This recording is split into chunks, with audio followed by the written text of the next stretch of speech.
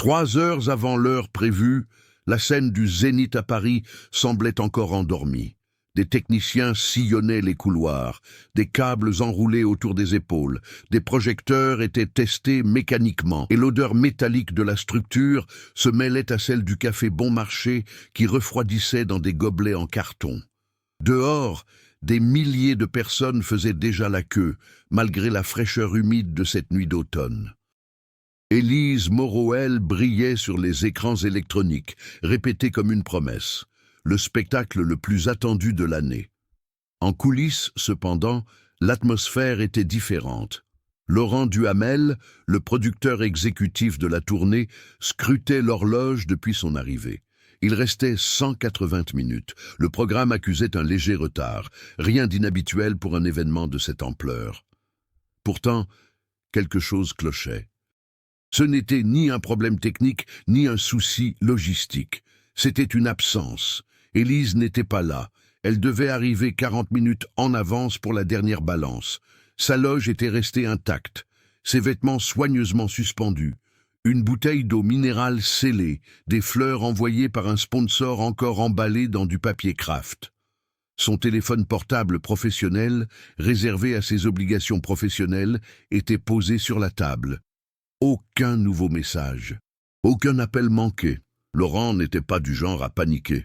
Avec 20 ans de tournée, il avait eu affaire à des artistes en retard, des crises de nerfs, des évanouissements dus à l'épuisement et même une tentative de fuite quelques heures avant un spectacle.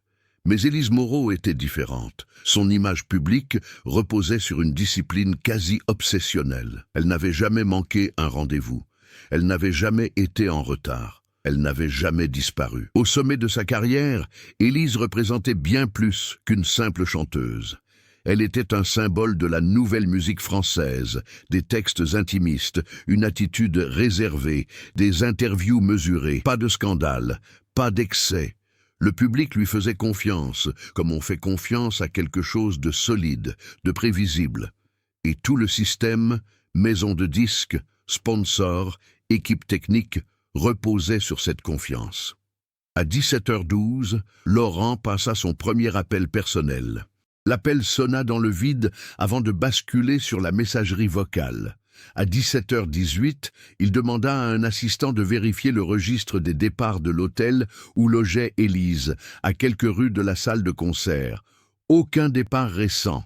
À 17h26, l'agent de sécurité chargé de l'accompagner cette nuit-là signala qu'il ne l'avait pas vu quitter sa chambre depuis le début de l'après-midi. Le conflit a commencé là, en silence, sans cri ni fuite. Un engrenage invisible qui se bloque. Pendant ce temps, l'antagoniste de cette soirée n'avait pas de visage défini. Ce n'était pas une personne précise, mais une force diffuse, le temps. Chaque minute perdue augmentait le risque d'un effondrement public. Annuler le spectacle entraînerait d'énormes pertes financières, et pire encore, une atteinte à l'image d'Élise qui pourrait ne jamais se guérir. Continuer sans elle était impensable. Laurent accéléra le rythme. Il ordonna des vérifications internes, demanda à l'équipe de communication de garder le silence absolu et interdit tout commentaire sur les réseaux sociaux. Le mot « disparition » ne fut pas prononcé ouvertement. Pas encore. En coulisses, on utilisait un euphémisme. « Elle n'est pas encore arrivée ». À 18h03, un détail attira son attention. La clé électronique du vestiaire d'Élise avait été utilisée à 16h41. L'enregistrement n'indiquait pas qu'il l'avait utilisée, seulement que la porte avait été ouverte et fermée en moins de 2 minutes. Laurent était là depuis le matin. Il ne se souvenait pas que quelqu'un soit entré à ce moment-là. Il retourna dans la loge. Il observa les lieux plus attentivement, comme s'il tentait de reconstituer une scène invisible. Rien ne semblait déplacé, aucun objet ne manquait, aucune valise n'était ouverte. Seule une légère modification. Le miroir qui auparavant reflétait directement la porte était désormais incliné de quelques centimètres vers la gauche. Un détail trop infime pour être remarqué, mais trop important pour être ignoré. Dehors, le public se mit à chanter spontanément. Le nom d'Élise résonnait comme un mantra collectif. Cela aurait dû être un signe de fête. Pour Laurent, C'était comme une pression physique. À 18h27, le manager du chanteur arriva sur les lieux. Son visage crispé trahissait son désarroi. Ils échangèrent quelques mots. Il n'y avait rien à dire. Des hypothèses fusèrent, aussitôt oubliées. Retard dû à la circulation. Malaise soudain. Erreur de communication. Aucune ne résistait aux faits. Le temps passait, et avec lui une question troublante. Et si Élise ne voulait pas être retrouvée? Cette possibilité était incompatible avec tout ce que Laurent savait d'elle, mais elle commençait à s'insinuer en lui comme une fissure dans un mur. Il se souvenait vaguement de conversations interrompues, de regards fuyant les questions directes, de décisions prises trop hâtivement ces derniers mois. Rien de précis, juste de faibles indices, faciles à ignorer jusqu'à présent. À 18h49, à un peu plus d'une heure du début du spectacle, Laurent prit une décision qui allait changer le cours de la soirée. Il appela un contact qu'il n'aurait jamais imaginé utiliser dans un contexte professionnel. Un numéro enregistré, sans nom, obtenu des années auparavant pour les urgences absolues. Après avoir raccroché, il regarda de nouveau l'horloge. Le temps continuait de s'écouler, indifférent. Le public l'ignorait encore. La presse l'ignorait encore. Mais en coulisses, une certitude commençait à se dessiner. Élise Moreau n'était pas seulement en retard. Elle avait disparu. De l'extérieur, le Zénith à Paris conservait son allure imposante habituelle. Un bloc de béton et de verre érigé dans les années 80, conçu pour absorber les foules, sans jamais révéler son chaos intérieur. À l'intérieur, cependant, le bâtiment commençait à se comporter comme un corps en état d'alerte maximale. L'absence d'Élise transformait chaque couloir en un espace de tension contenue, chaque porte close en une question sans réponse. Laurent Duhamel s'est imposé presque naturellement dans la prise de décision. Fils d'un ingénieur du son et d'une costumière, il a grandi au milieu des caisses de matériel et des coulisses improvisées. Il n'avait pas l'aura artistique que le milieu valorisait habituellement, mais il en connaissait les rouages avec une précision chirurgicale. Pour lui, les spectacles n'étaient pas de simples démonstrations. C'étaient des systèmes complexes qui devaient fonctionner malgré les erreurs humaines. Et ce soir-là, la plus grosse erreur était trop humaine pour être corrigée par des tableurs. Il réunit un petit groupe dans une salle de production, à l'écart du flux principal de personnes. Il n'appela pas tout le monde, seulement ceux qui avaient besoin des informations essentielles. Camille Renaud, responsable de la communication de la tournée, Étienne Leclerc, directeur technique, et Marc Bélier, responsable de la sécurité de l'événement, étaient de présent. Chacun apporta une version incomplète de la situation et Laurent commença à les reconstituer sans dramatiser. Camille parlait peu, mais observait tout. Elle avait déjà géré des crises d'image et savait que le silence était, à ce moment précis, son meilleur atout. Les réseaux sociaux étaient encore empreints d'attente et d'euphorie. Aucune rumeur n'avait encore circulé. Préserver cette bulle exigeait des décisions rapides et discrètes. Étienne, de son côté, était inquiet. Le planning technique était déjà compromis. La balance son n'avait pas eu lieu, ce qui représentait un risque réel pendant le spectacle, s'il était maintenu. Pour lui, l'absence d'Élise n'était pas qu'un problème narratif. C'était une menace concrète pour la sécurité et la qualité de la représentation. Marc Bélier a apporté des informations plus objectives. Les caméras de sécurité interne n'ont rien enregistré d'anormal. Aucune activité suspecte, aucun accès non autorisé. L'hôtel a confirmé qu'Élise était entrée dans sa chambre en début d'après-midi. Après cela, aucune image d'elle n'a été retrouvée dans les couloirs, à la réception ou au garage. La France entretenait une relation particulière avec ses personnalités publiques. Les idoles étaient respectées, mais aussi observées avec une curiosité quasi clinique. Une disparition à la veille d'un concert à guichet fermé n'était pas un simple incident artistique, c'était un événement national. Laurent le savait. Il savait aussi que la carrière d'Élise s'était construite sur un récit de maîtrise et d'introspection, bien loin des drames publics. Pendant que les autres parlaient, Laurent se souvenait de sa rencontre avec Élise, 8 ans plus tôt. Alors qu'elle se produisait encore dans de petits théâtres, elle dégageait une détermination tranquille, presque inflexible. Elle ne recherchait pas la notoriété en dehors de la scène. Elle refusait les invitations à des émissions populaires, évitait les mondanités et se tenait à l'écart de la presse. Cet isolement volontaire avait toujours été interprété comme du professionnalisme. À présent, il commençait à ressembler à autre chose. Un assistant entra dans la pièce avec une information apparemment sans importance. Le chauffeur engagé pour la soirée avait attendu à l'hôtel jusqu'à 16h30, l'heure convenue pour emmener Élise au Zénith. Comme personne n'était descendu, il avait été congédié. Aucun appel, aucun message. La routine avait été rompue sans explication. Laurent demanda à Marc de vérifier discrètement les hôpitaux du secteur. Rien n'indiquait un accident, mais l'absence de tout signe rendait toutes les hypothèses plausibles.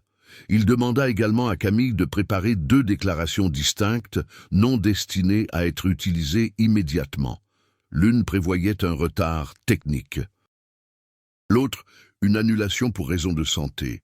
Toutes 2 étaient partiellement mensongères, mais acceptables dans la logique de l'émission. La ville, à l'extérieur, restait indifférente. Paris, habitué à des crises bien plus graves, ne percevait pas le drame silencieux qui se jouait à l'intérieur de l'immeuble. Le métro déversait des supporters surexcités, les vendeurs ambulants s'organisaient et les téléphones portables étaient déjà prêts à immortaliser l'arrivée de la foule. Le contraste entre la normalité extérieure et la fracture intérieure amplifiait le sentiment d'irréalité. Laurent quitta la pièce quelques instants et se dirigea vers la scène vide. Il contempla le public encore clairsemé, l'imaginant plein à craquer dans quelques heures. Il songea au poids symbolique de cet espace, pour Élise. Paris n'était pas une simple étape de la tournée, c'était le lieu de sa découverte, celui de ses premiers pas. Y disparaître revêtait une signification qui dépassait toute simple question logistique.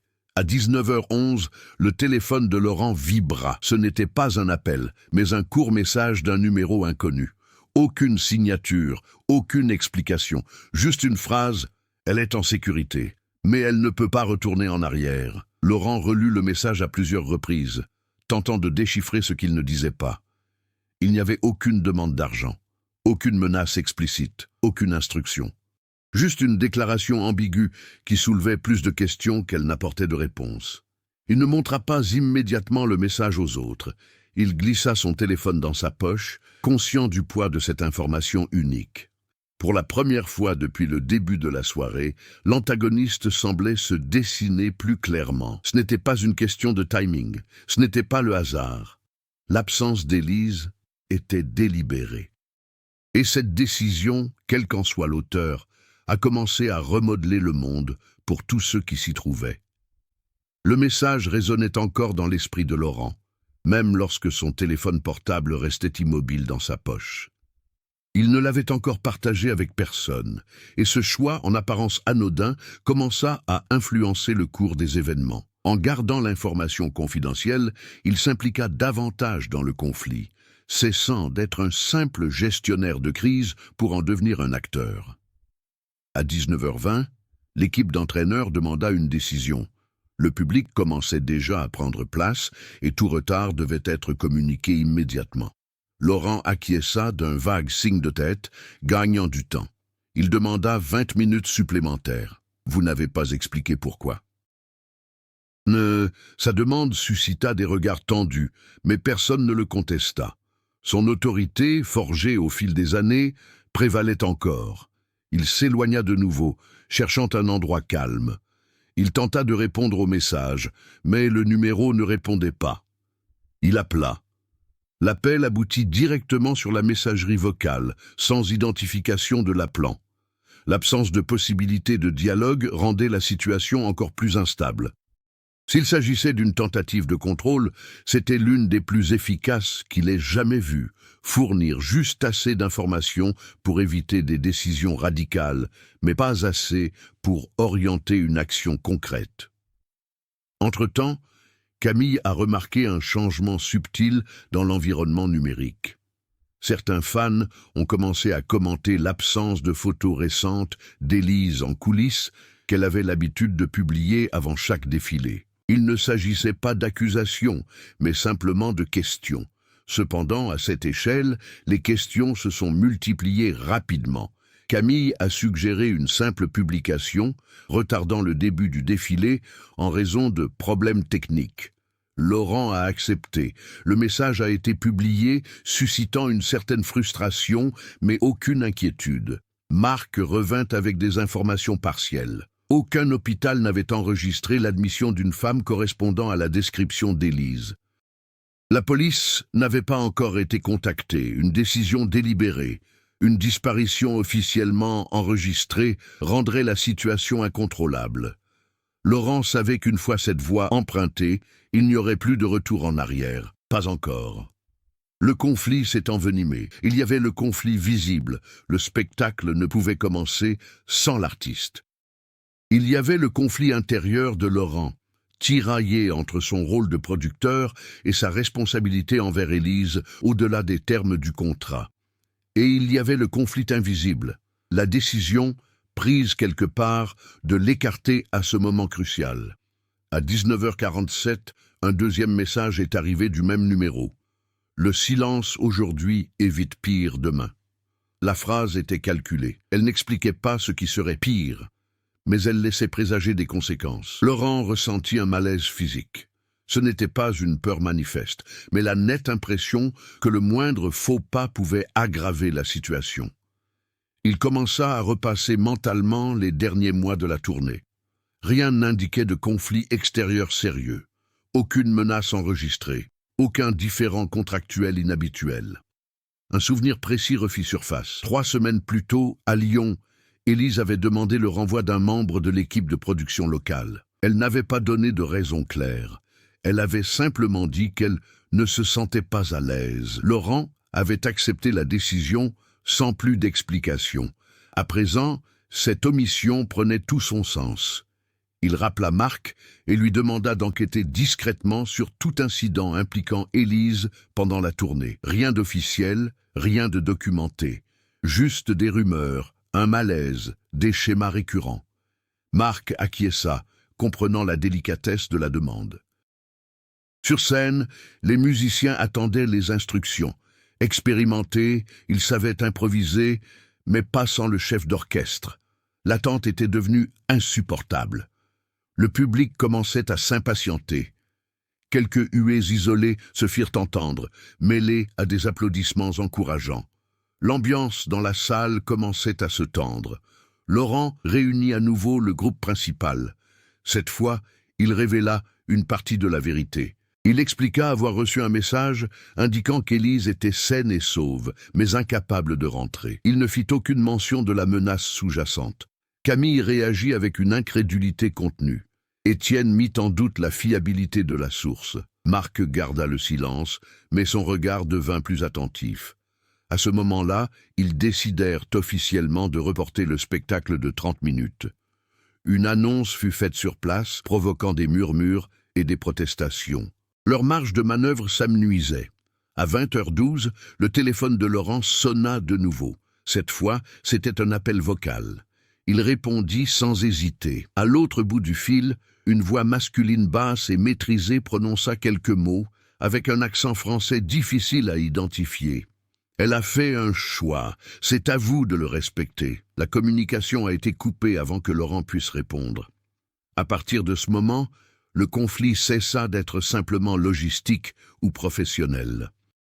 Il devint éthique. Si Élise avait véritablement choisi de disparaître, la contraindre à revenir ou révéler son absence constituerait une violation. Mais si ce choix était manipulé, le silence devenait complicité. Alors que le temps pressait et que le public était au bord de la révolte, Laurent comprit que toute décision prise désormais aurait des conséquences irréversibles. Le conflit ne visait plus à sauver un spectacle, mais à définir jusqu'où il était prêt à aller pour protéger une vérité qu'il ne comprenait pas encore pleinement. Le report officiel a transformé le Zénith en un lieu d'attente fragmenté. Certains spectateurs ont quitté leur siège pour se renseigner dans les couloirs, D'autres sont restés assis, attentifs aux moindres mouvements sur scène. La décision d'attendre, en elle-même, a engendré de petits récits parallèles, des interprétations spontanées qui ont commencé à se propager de manière incontrôlable. Ce brouhaha extérieur est devenu une intrigue secondaire vivante, exerçant une pression sur les décisions prises en interne. En coulisses, Laurent autorisa Marc à déployer 2 agents de sécurité de confiance aux abords de la zone officielle de l'événement. Il ne s'agissait pas d'une enquête formelle, mais d'une tentative de pallier les failles avant qu'elles ne deviennent irrémédiables. L'un fut envoyé à l'hôtel, l'autre reçu pour instruction de patrouiller discrètement aux abords du Zénith. L'ordre était d'observer, non d'intervenir. Camille devait gérer un autre front. Des journalistes ont commencé à lui envoyer des messages privés, s'enquérant du retard. Aucun n'évoquait une disparition, mais le ton avait changé. Elle répondait par des formules toutes faites, s'en tenant au discours technique. Parallèlement, elle surveillait les forums et les réseaux sociaux, où des théories commençaient à circuler. Certains évoquaient des problèmes de santé, d'autres parlaient de sabotage. Aucun n'abordait le point le plus délicat, la possibilité d'un départ volontaire. Une intrigue secondaire, restée silencieuse, se déroulait entre Laurent et Élise, même en son absence. Il se souvenait de certains épisodes qui, sur le moment, lui avaient paru insignifiants. Comme le jour où Élise avait refusé une invitation à chanter lors d'un événement d'entreprise lié à une grande société technologique française, malgré les pressions de sa maison de disques, ou encore la discussion mesurée au sujet des droits d'auteur d'une chanson qu'elle n'avait pas entièrement écrite, mais qui portait sa signature. Ces conflits mineurs, jamais pleinement résolus, s'emboîtaient désormais comme les pièces d'un puzzle complexe. Ils ne désignaient aucun coupable évident, mais révélaient un système de pression constante et insidieuse, difficiles à dénoncer. L'absence d'Élise commençait à apparaître moins comme un acte isolé que comme le résultat cumulatif de ces tensions. À l'hôtel, le gardien a trouvé la chambre intacte. La valise d'Élise était toujours là, partiellement défaite. Ses vêtements étaient prêts pour le voyage. Ses papiers étaient dans le coffre-fort. Aucun signe de lutte ni de précipitation. Seul son passeport personnel, différent de celui utilisé pour ses engagements professionnels et habituellement conservé par l'équipe, manquait à l'appel. Laurent a été informé de ce détail par un bref coup de fil. Ce détail changea la donne. L'absence de passeport laissait supposer une planification. Non pas une fuite impulsive, mais une décision mûrement réfléchie, visant à séparer ce qui devait être emporté de ce qui pouvait être laissé sur place. Cette intrigue secondaire, celle d'une préparation silencieuse, rendait l'hypothèse d'une coercition immédiate plus fragile. Parallèlement, la pression du temps s'intensifiait. Le public attendait déjà depuis plus de 40 minutes. Le contrat avec la salle prévoyait de lourdes amendes au-delà d'un certain délai. Le groupe commençait à s'impatienter. Chaque nouveau retard exigeait une justification plus convaincante que la précédente. Marc est revenu avec des informations inattendues. Un des agents de sécurité extérieure avait remarqué un homme observant l'entrée de service depuis le début de soirée, sans aucun badge visible. Il n'avait pas tenté d'entrer, n'avait établi aucun contact. Il s'était contenté d'observer. Lorsqu'il s'est rendu compte qu'on le surveillait, il s'est éloigné calmement. Les preuves étaient insuffisantes pour intervenir, mais sa présence renforçait l'impression que la surveillance était plus importante que prévu ce soir-là. Laurent commençait à ressentir le poids cumulatif des intrigues secondaires qui convergeaient. L'absence planifiée, les pressions antérieures, le message ambigu, l'observation silencieuse. Rien pris isolément n'était concluant. Ensemble, ces éléments créaient un climat de tension qui réduisait drastiquement ses options. À 20h38, un troisième message est arrivé. L'exposition détruirait bien plus que vous ne pouvez l'imaginer. Il ne faisait plus aucun doute que quelqu'un épiait chacun de ses gestes. La pression du temps était à son comble.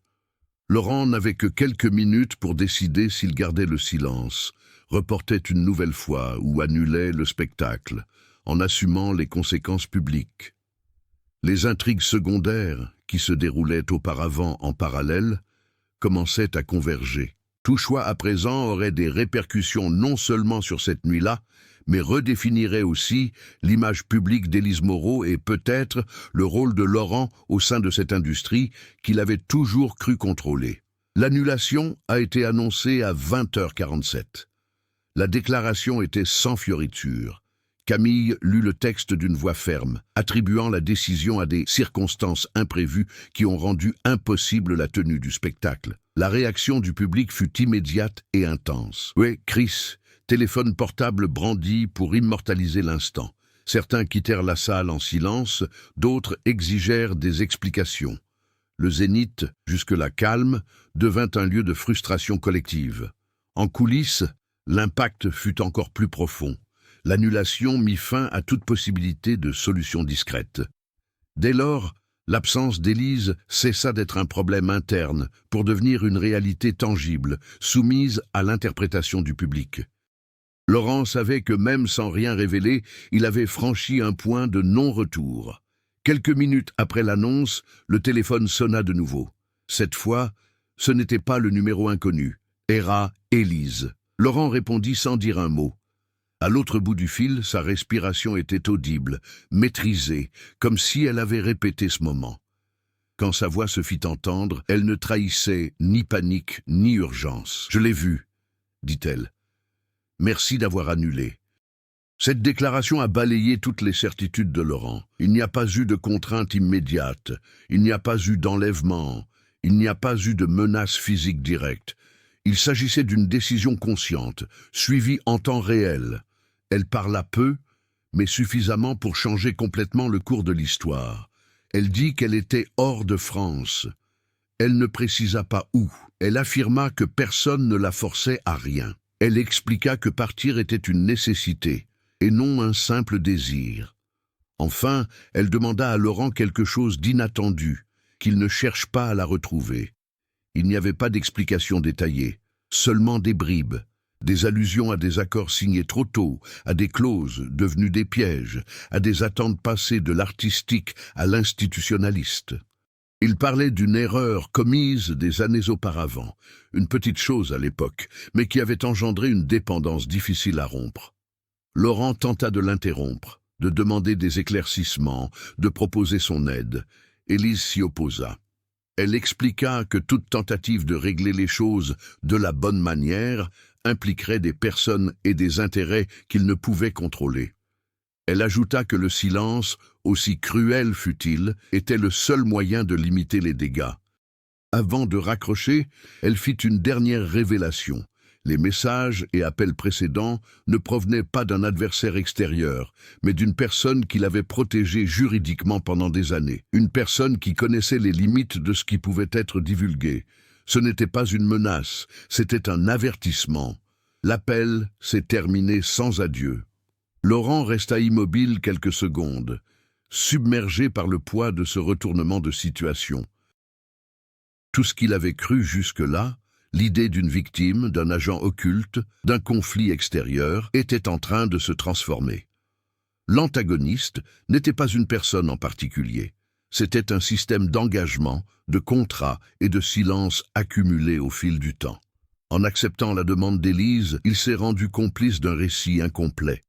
En la refusant, il risquait de l'exposer à des conséquences qu'elle redoutait manifestement plus qu'une disparition publique. Cette nuit-là, Laurent fit son choix final. Il garda le silence. Ce fut le véritable tournant.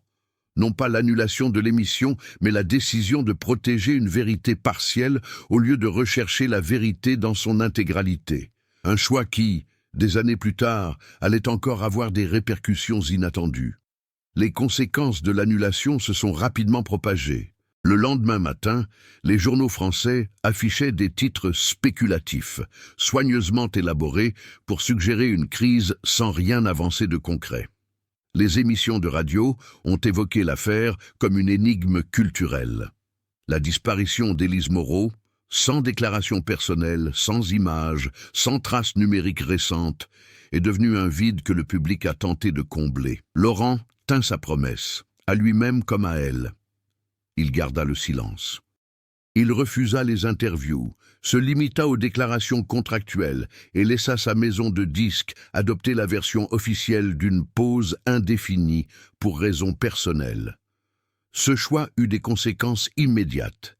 Les sponsors exigèrent des explications plus solides. Certains contrats furent suspendus, d'autres résiliés.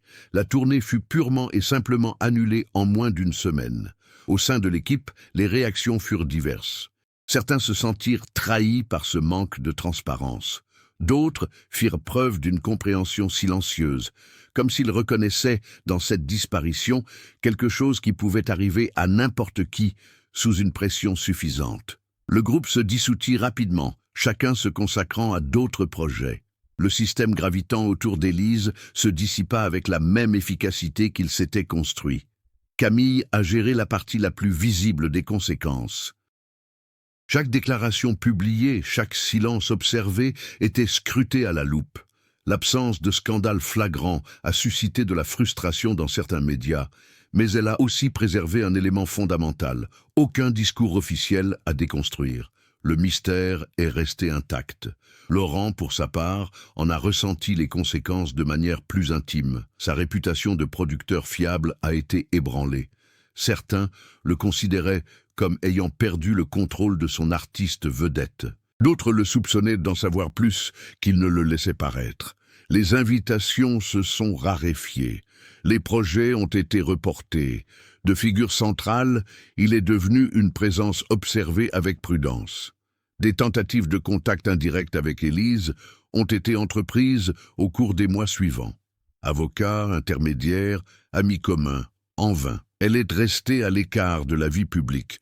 Aucune apparition, aucune nouvelle musique, aucune interview. Pour beaucoup, cela a confirmé l'hypothèse d'un effondrement émotionnel. Pour d'autres, cela sonnait comme un geste radical d'autonomie. La police a ouvert une enquête préliminaire, sous la pression de plaintes officielles de fans. Faute de preuves d'infraction, l'affaire a été classée sans suite. Officiellement, Élise Moreau n'était pas une personne disparue. C'était une adulte qui avait choisi de se retirer de la vie publique. Avec le temps, le choc initial a fait place à une étrange normalisation. De nouveaux artistes ont pris place dans les classements musicaux. Le nom d'Élise est devenu une référence, non plus une présence active. Son dernier album a acquis un statut quasi mythique, réinterprété à la lumière de sa disparition. Laurent reçut un dernier message d'elle environ 1 an plus tard. Aucune indication de lieu, aucune autre explication, juste un bref remerciement et la confirmation qu'elle allait bien.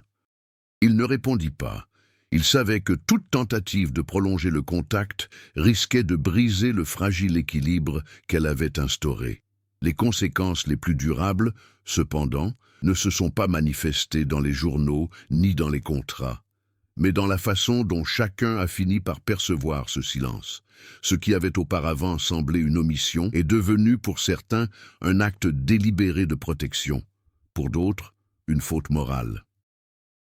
La disparition d'Élise n'a pas seulement brisé une carrière, elle a mis au jour les mécanismes invisibles qui la soutenaient, et, ce faisant, elle a laissé des traces indélébiles. Les années suivantes furent calmes pour Laurent, mais non pas stagnantes. La baisse de sa visibilité l'obligea à accepter des projets plus modestes, loin des grandes scènes et des agendas surchargés. Il travailla avec des artistes émergents, des productions indépendantes et des événements régionaux. À première vue, cela pouvait paraître une rétrogradation. En réalité, c'était une réorientation. Loin de la pression constante, Laurent commença à observer le secteur avec un détachement inédit. Il remarqua des schémas qu'il avait auparavant considérés comme normaux, des contrats qu'il y aidait plus qu'il ne protégeait, des clauses conçues pour favoriser les structures plutôt que les personnes, la facilité avec laquelle le silence s'achetait en échange de stabilité. La disparition d'Élise avait cessé d'être un simple événement traumatique. Elle était devenue un point de repère. Ce changement intérieur s'est traduit par des actions concrètes. Laurent a commencé à examiner minutieusement chaque accord qu'il négociait. Il a remis en question des pratiques auparavant acceptées sans discussion. Dans certains cas, cela lui a fait perdre des clients. Dans d'autres, il a tissé des liens plus solides, fondés sur une confiance authentique, et non uniquement sur les résultats. Surmonter l'adversité n'a pas été un acte héroïque, mais une succession de petites décisions. Il a refusé de collaborer avec une grande maison de production qui exigeait un contrôle total sur l'image d'une jeune chanteuse. Il a aidé un musicien à renégocier des contrats de droits d'auteur défavorables. Il a créé un fonds informel pour soutenir les artistes souhaitant faire une pause dans leur carrière sans pour autant disparaître complètement. Ces actions ne l'ont pas replacé au centre de l'industrie, mais elles ont redéfini son rôle. Laurent a cessé d'être un simple exécutant efficace pour devenir quelqu'un qui comprenait les coûts cachés du succès. Sa réputation, auparavant fondée sur les résultats, a commencé à se reconstruire selon d'autres critères. La croissance impliquait aussi d'accepter ses limites. Il n'a jamais cherché à révéler toute l'histoire d'Élise, même si cela aurait pu lui valoir une certaine notoriété ou une rédemption publique. Il comprenait que sa transformation personnelle dépendait du respect de son choix et non de la réécriture du passé. Il y eut des moments de doute, surtout lorsque de nouveaux documentaires et livres commencèrent à spéculer sur la disparition, proposant des versions incomplètes ou fantaisistes. Laurent fut invité à participer à certains d'entre eux. Il refusa tous, non par loyauté aveugle, mais par cohérence avec la décision qu'il avait prise ce soir-là. Ce silence éclairé a façonné son évolution plus que n'importe quelle déclaration publique. Il a compris que toutes les vérités n'ont pas besoin d'être exposées au grand jour pour engendrer le changement. Parfois, la transformation s'opère en coulisses, à travers des choix qui ne font pas la une des journaux. Après 5 ans, Laurent n'était plus le même homme qui, autrefois, regardait l'heure dans les couloirs du Zénith. L'expérience ne l'avait pas rendu cynique, mais plus observateur, moins enclin à accepter les systèmes fermés, plus conscient de l'impact réel de ses décisions sur les gens. Surmonter cette difficulté, en l'occurrence, ne signifiait pas revenir au point de départ. Cela impliquait d'avancer dans une direction différente en emportant avec eux le poids de ce qu'ils avaient appris. La 8e année après la disparition d'Élise commença discrètement, presque insignifiante au premier abord. Laurent travaillait sur un projet modeste, conseillant une coopérative culturelle dans le sud de la France, lorsqu'il reçut un courriel inattendu. L'expéditeur n'avait pas de nom complet, seulement des initiales. Le contenu était bref et direct, une invitation à participer à un documentaire indépendant sur l'un des plus grands mystères de la musique française contemporaine.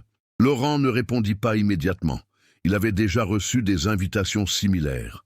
La différence résidait dans la pièce jointe, un enregistrement audio brut, non monté, de qualité inégale.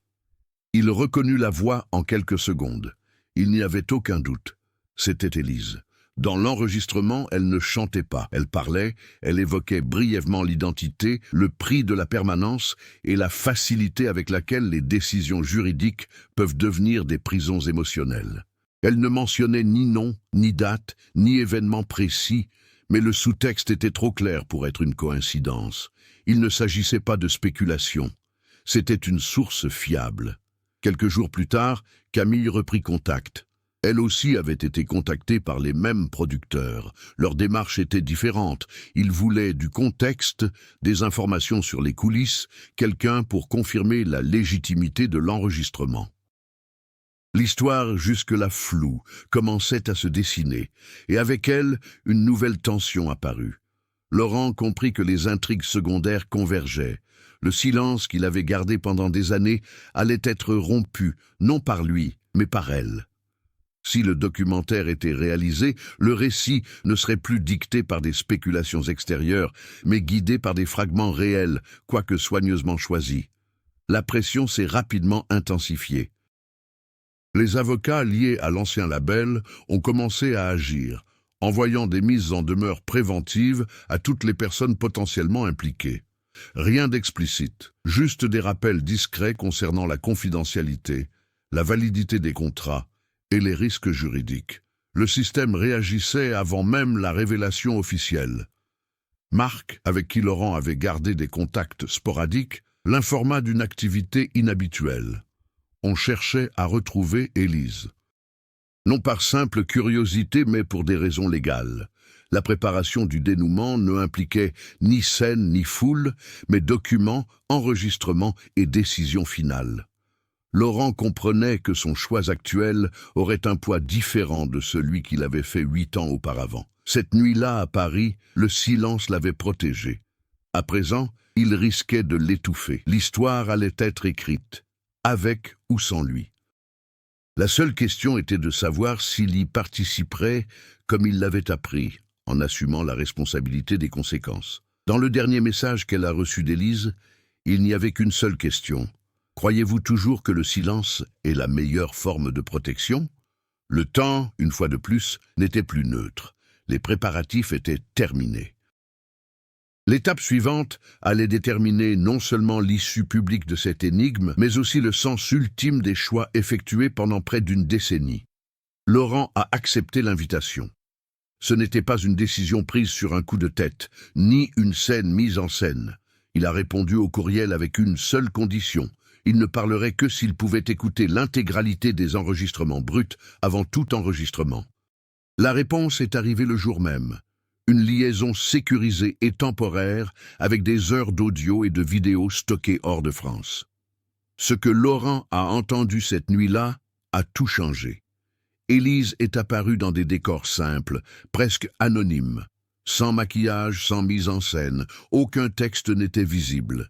Elle a parlé sans détour de ses débuts, de la signature de contrats qui promettaient la liberté créative, mais dissimulaient des clauses de contrôle progressif. Elle a raconté comment une décision en apparence purement technique, la cession temporaire des droits pour permettre la réalisation d'un album, était devenue permanente au fil d'avenants successifs. Le point de non-retour était là. Il ne s'agissait ni d'une crise émotionnelle, ni d'une escapade amoureuse. Élise avait découvert, des mois avant le concert parisien, que son image publique était juridiquement liée à des engagements qui dépassaient le cadre de la musique. Voix, présence, emploi du temps, silence, tout était réglementé. Toute tentative de s'en affranchir formellement entraînerait des sanctions financières et juridiques susceptibles de détruire non seulement sa carrière, mais aussi toute possibilité de reconstruction. La disparition était la seule faille. Elle expliqua comment elle avait méticuleusement préparé sa sortie, guidée par un seul avocat qui avait perçu le risque réel d'une confrontation directe. Il n'y avait aucune illégalité manifeste. Il y avait une asymétrie de pouvoir. Le système ne l'empêchait pas d'exister, mais il conditionnait son existence publique. En disparaissant, Élise avait brisé le mécanisme principal, la prévisibilité. Laurent comprit, le cœur lourd, que sa décision prise ce soir-là au Zénith n'avait pas seulement respecté un choix. Elle avait rendu possible la seule stratégie envisageable. S'il avait contacté les autorités, révélé le conflit ou forcé sa réapparition, l'histoire se serait arrêtée là, irrémédiablement. Quelques jours plus tard, le tournage du documentaire a commencé. Laurent est apparu devant les caméras sans répétition. Il ne s'est présenté ni comme un héros ni comme une victime. Il a parlé des rouages de l'industrie, de la façon dont le contrôle se manifeste rarement par la violence, mais plutôt par la protection. Il a admis avoir été aveugle pendant des années. Il a reconnu n'avoir compris l'ampleur de la situation qu'une fois la scène disparue. À sa sortie, le documentaire a eu un impact immédiat et profond. Pas de scandale retentissant, mais quelque chose de plus corrosif, la prise de conscience. Les professionnels du secteur ont décelé des schémas récurrents. Les artistes ont commencé à remettre en question leurs anciens contrats. Les journalistes ont modifié le ton de leurs questions. Le mystère n'était plus « Où est Élise Moreau ?», mais combien d'autres sont emprisonnés sans disparaître. La transformation de Laurent devint alors manifeste. Il ne parlait plus avec une prudence défensive, mais avec une responsabilité assumée. Le point culminant ne fut ni une confrontation physique, ni une révélation sensationnaliste. Ce fut la mise à nu de tout un mécanisme, entretenu par un silence collectif. Dans la scène finale du documentaire, La voix d'Élise est revenue, en voix off, disant seulement « Disparaître était le seul moyen de continuer à être moi-même. » Il n'y avait rien de plus à dire. L'impact du documentaire ne s'est pas estompé au fil des semaines. Il s'est propagé moins bruyamment, mais plus profondément, s'insinuant dans les réunions juridiques, les renégociations de contrats et les conversations privées entre artistes et managers. Il n'y a pas eu d'effondrement immédiat de l'industrie musicale française, comme certains l'avaient prédit. Un phénomène plus inquiétant s'est produit. Une adaptation forcée. Les entreprises ont commencé à réviser des clauses qui, bien que légales, étaient devenues publiquement indéfendables. Les avocats ont recommandé des ajustements préventifs. Les maisons de disques ont créé des comités d'éthique contractuels, non par une soudaine prise de conscience morale, mais pour préserver leur réputation. Le système a encaissé le choc tout en s'efforçant de préserver sa structure fondamentale. Laurent ne revint pas sur le devant de la scène, mais il cessa d'être une figure marginale. Il devint une référence discrète dans les débats confidentiels, consulté par les artistes cherchant à comprendre ce qu'ils s'apprêtaient à signer. Son parcours commença à être cité non comme un exemple de réussite, mais comme un avertissement. Il accepta ce rôle sans résistance. Il ne chercha pas la réhabilitation publique, seulement la cohérence personnelle. Camille a suivi un parcours similaire. Forte de son expérience, elle a élaboré des stratégies de communication moins agressives et moins opaques. Elle ne croyait pas à la transparence totale, mais elle avait constaté qu'un contrôle excessif pouvait également mener à l'effondrement. Ces actions ont permis d'atténuer les crises futures avant qu'elles ne deviennent irréversibles. Élise, quant à elle, est restée à l'écart de la vie publique. Pas de retour triomphal, pas d'album surprise, pas d'interview exclusive. Son absence, désormais replacée dans son contexte, n'était plus perçue comme une faiblesse ou un mystère, mais comme la conséquence logique de choix, opérés au sein d'un système rigide.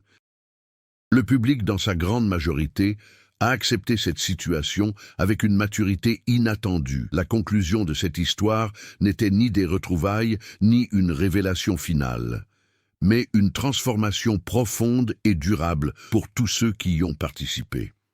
La disparition d'Élise n'a pas été résolue au sens traditionnel du terme.